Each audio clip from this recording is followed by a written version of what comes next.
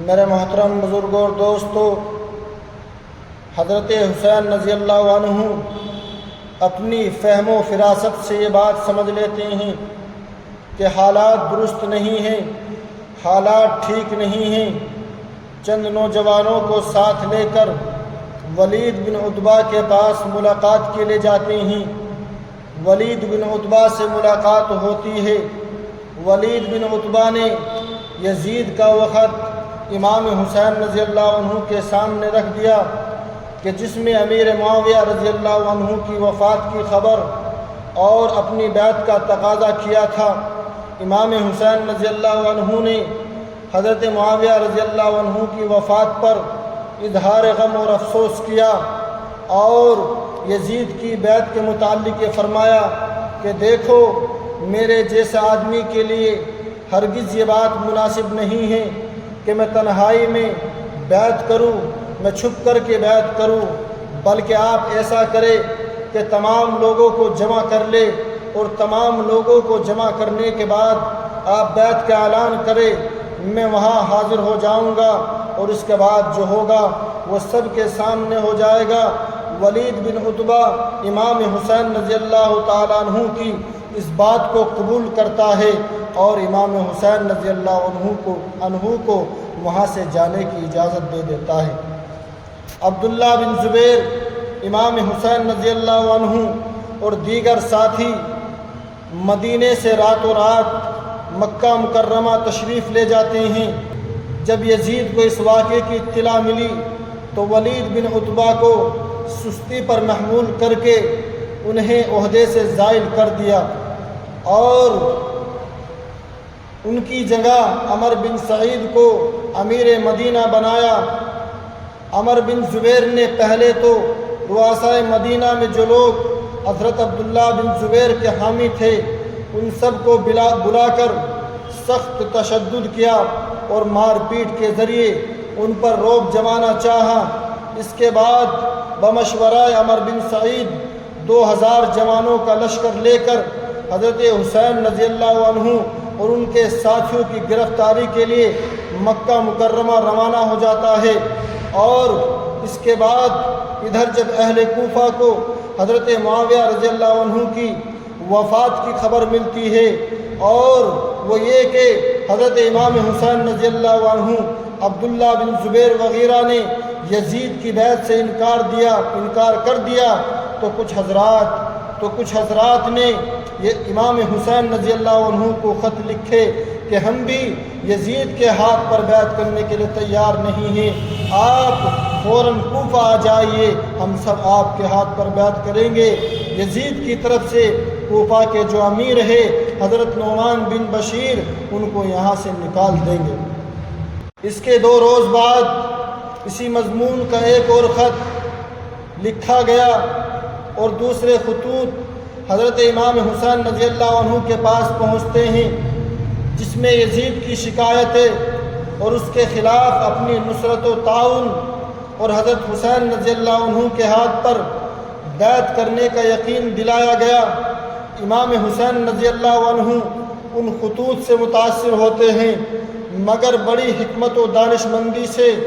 یہ فیصلہ کرتے ہیں میں خود کوفہ نہیں جاؤں گا بلکہ اپنے چچا زاد بھائی مسلم بن عقیل کو کوفہ روانہ کر دیا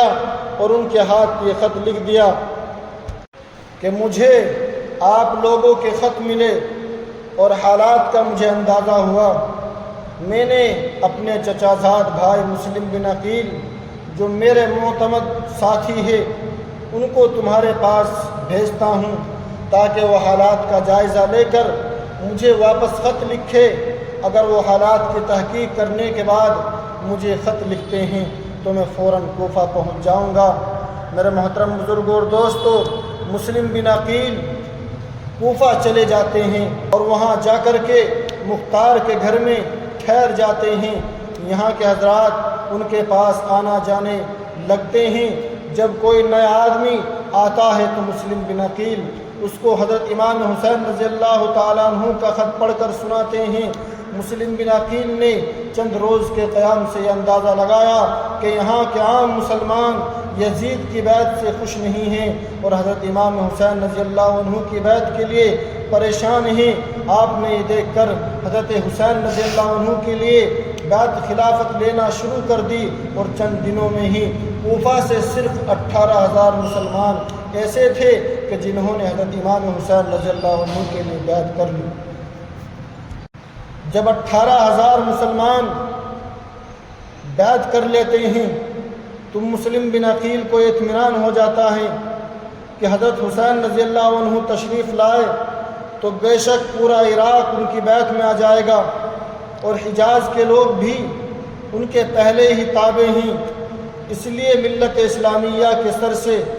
آسانی کے ساتھ یزید کی مصیبت ٹل سکتی ہے۔ اسی سوچ بچار کے ساتھ مسلم بن عقیل نے حضرت حسین رضی اللہ عنہ کو کوفہ آنے کی دعوت دے دی، مگر یہ خط لکھنے کے بعد بحکم قضا اس طرح حالات بدلنا شروع ہو گئیں۔ یزید کی طرف سے نعمان بن بشیر جو کوفہ کے حاکم تھے، ان کو جب یہ اطلاع ملتی ہے کہ مسلم بن عقیل امام حسین رضی اللہ عنہ کے لیے بیعت خلافت لے رہے ہیں، لوگوں کو جمع کر کے ایک خطبہ دیتے ہیں جس خطبے میں وہ یہ بات کہتے ہیں کہ ہم کسی سے لڑنے کے لیے تیار نہیں ہیں۔ جب وہاں کے چند لوگ اس خطبے کو سنتے ہیں تو انہی میں سے کچھ لوگوں نے یہ دیکھ کر خود عبداللہ بن مسلم نے براہ راست ایک خط یزید کو بھیج دیا جس میں مسلم بن عقیل کے آنے اور حضرت حسین رضی اللہ عنہ کے لیے بیعت لینے کا واقعہ